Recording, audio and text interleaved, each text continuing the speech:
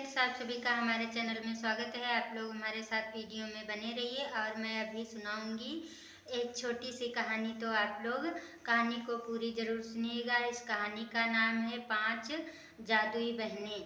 तो काशीपुर राज्य में एक अत्याचारी राजा था जो अपने राज्य की महिलाओं को कारागार में बंद करके रखता था। और उसी राज्य में एक किसान रहता था जिसके 5 बेटियां थी। वो राज्य से थोड़ा दूर रहता था और वो अपनी 5 बेटियों को छुपा कर घर में रखता था ताकि राजा को पता चलता तो वो उसकी बेटियों को भी कारागार में डाल देता। इसके कारण वो दूर अपना एक छोटा सा घर बना करके उसी घर में अपनी 5 बेटियों को छुपा कर रखता था। एक दिन जब उसकी बेटियां बड़ी हो गईं तो एक दिन अपनी बेटियों से वो किसान कहने लगा, बेटी हम 5 को छुपा करके तुम 5 को छुपा करके घर में रखता हूँ, क्योंकि अगर राजा को पता चलेगा तो वो अत्याचारी राजा तुम सभी को कारागार में बंद कर देगा।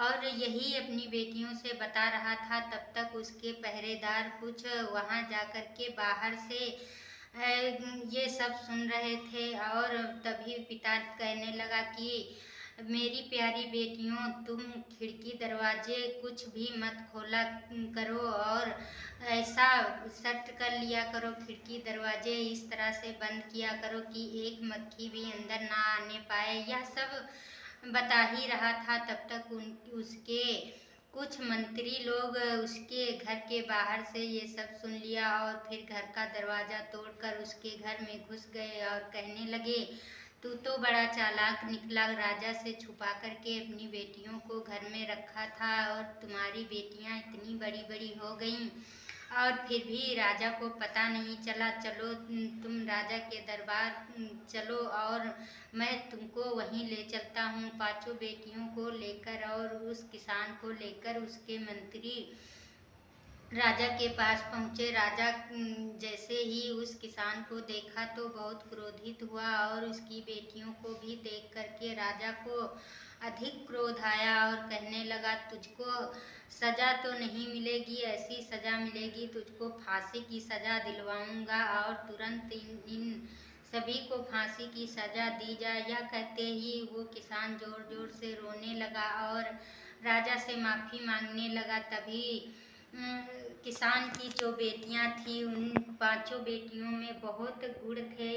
इस तरह से किसान को जब रोते चिल्लाते देख करके उसकी एक बेटी ने कहा, महाराज ठीक है, कोई बात नहीं, फांसी दे दो इसके लिए तो आखिरी इच्छा, जिसको फांसी दी जाती है तो आखिरी इच्छा तो आप सुनोगे ही, और मेरी आखिरी इच्छा क्या है। राजा ने कहा, ठीक है, 7 दिनों के बाद तुम सभी को फांसी दी जाएगी और तब तक अपनी अपनी आखिरी इच्छा बोलते जाओ।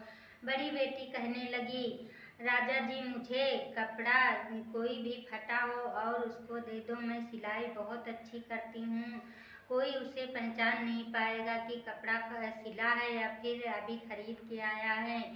राजा ने कहा, ठीक है, इसको कपड़ा दे दो। मंत्री ला करके एक फटा पुराना कपड़ा दे दिया। उस लड़की ने जैसे ही उस कपड़े की सिलाई की तो ऐसा लग रहा था कि अभी नया कपड़ा आया है। राजा यह देख करके बहुत अचंभित हुआ और सोच में पड़ गया। तभी उसकी दूसरी बेटी कहने लगी, महाराज मेरी इच्छा ये है कि मैं खाना बहुत अच्छा बनाती हूँ और आज मैं आप लोगों के लिए खाना क्या बना सकती हूँ। राजा ने कहा, ठीक है, तुम जाओ रसोई घर में, अगर खाना खराब बना तो तुमको आज ही फांसी दे दी जाएगी। उस लड़की ने जाकर के रसोई घर में खाना बनाने लगी। तभी उस राजा ने अपने मंत्री से कहा कि जाओ तुम मंत्री रसोई घर से उसका नमक चुरा करके किसी तरह से गायब कर दो। मंत्री जाकर नमक वहाँ से गायब कर दिया। जब देखा उस लड़की ने तो रसोई घर में नमक ही नहीं। उस लड़की ने प्रार्थना की और कहने लगी, ठीक है, कोई बात नहीं,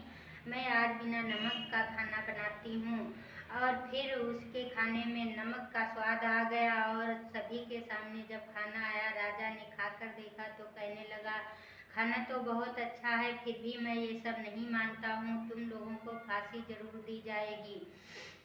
और तभी उसकी तीसरी बेटी कहने लगी, क्यों महाराज? तो कहने लगे कि जो रसोई घर में इतना सामान बिखेर के डाला है, इतनी गंदी रसोई की हो, इसकी सज़ा तो तुम्हें दी जाएगी। तीसरी लड़की ने कहा, ठीक है महाराज, मैं अभी उस रसोई घर की सफाई कर देती हूँ 1 ही घंटे में। मंत्री ने कहा, हाँ 10 दासियाँ लगती हैं तब तो 1 घंटे में साफ नहीं कर पाती, और तुम 1 घंटे में? उसने कहा, जानते हो मेरा पानी दोस्त है, मैं अभी पानी की प्रार्थना करके और उससे बोल करके मैं सारी रसोई साफ करवा दूंगी। और तीसरी बेटी ने प्रार्थना किया और रसोई को 1 ही घंटे में चमका दिया। यह देख करके राजा बहुत अफसोस में पड़ गया और कहने लगा, ये सब मैं कुछ नहीं मानता, लेकिन तुम सभी को फांसी दी जाएगी तो दी जाएगी। अब क्या, जो बची थी 2 लड़कियां वो रोने लगी और कहने लगी, महाराज अब सब कुछ करने पर भी आप मुझे फांसी दोगे और इन सभी को फांसी हो जाएगी तो हम 2 लोग क्या करूँगी और कैसे क्या कर पाऊँगी? राजा ने कहा, ठीक है तुम सबको फांसी दी जाएगी। इसके बाद में राजा ने कहा, मैं कुछ नहीं सुनता हूँ और इनको जाओ कारागार में बंद कर दो, फिर 7 दिनों के बाद फांसी जरूर दी जाएगी। चौथी लड़की ने कहा कि अब ये काम नहीं चलेगा कोई, और राजा से कहा, मैं महाराज मैं पेड़ को छोटा बड़ा कर सकती हूँ, कोई भी पेड़ है और उसको छोटा बड़ा करके दिखाती हूँ। राजा से कहा, मेरी आखिरी इच्छा है महाराज, मुझको एक गमला और बरगद के बीज दे दिए जाएं। तभी मंत्री से राजा ने कहा, ठीक है इसको गमला और बरगद का बीज दे दो और फिर इन सभी को कारागार में बंद कर दो। मंत्री ने एक बीज और गमला दे दिया। उस लड़की ने कहा, ठीक है अब कारागार में हम अपना उपाय करूँगा। तो उसकी पांचवी बहन कहने लगी, कैसे दीदी हम लोग बरगद? तो कहने लगी, मैं बरगद का पेड़ उगाऊंगा और पेड़ इतना बड़ा कर लूँगी कि उस पेड़ पर सभी लोग बैठ करके ऊपर निकल जाएंगे।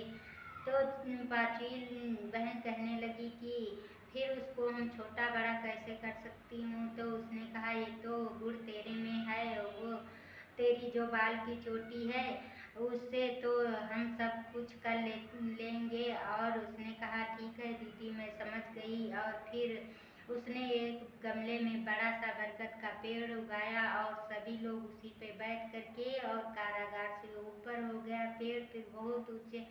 जैसे ही उसके मंत्रियों ने देखा, राजा से बताया, राजा ने कहा, ठीक है इस पेड़ को जल्दी से काट दो। और जैसे ही उसके मंत्री पेड़ को काटने लगे, वैसे ही उसकी पांचवी बहन अपने बालों की चोटी बड़ी करके और उस पेड़ से बहुत दूर जा करके सभी लोग चले गए समुद्र के पार। और राजा यह देखता रह गया। और वो पेड़ जब कारागार के ऊपर से गिरा, उसका पूरा महल और सब कुछ तहस नहस हो गया, राजा बर्बाद हो गया। वो सभी अच्छे से समुद्र के पार चले गए, उनका कोई भी पता नहीं लगा पाया। और फिर राजा अपने किए हुए अपमानों पे बहुत पश्चाताप किया और कहने लगा, मैं तो बर्बाद हो गया। और फिर राजा का पूरा राज्य तहस नहस हो गया और वो किसान और उसकी पांचों बेटियां उसी राज्य में रहने लगी। यह सब देख करके सभी राज्य के जो आम आदमी थे बहुत खुश हुए और उसका साथ दिए।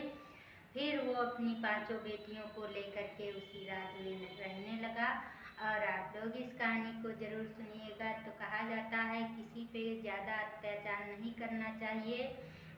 और उसकी पांचों बेटियां अपने पिता और अपने को बचाने में सफल हुई। और इस कहानी को सुनिएगा। अगर कहानी अच्छी लगे तो लाइक करना, कमेंट करके बताना मेरी कहानियाँ कैसी लगती हैं। और अगली कहानी में आप लोगों का स्वागत है। तब तक के लिए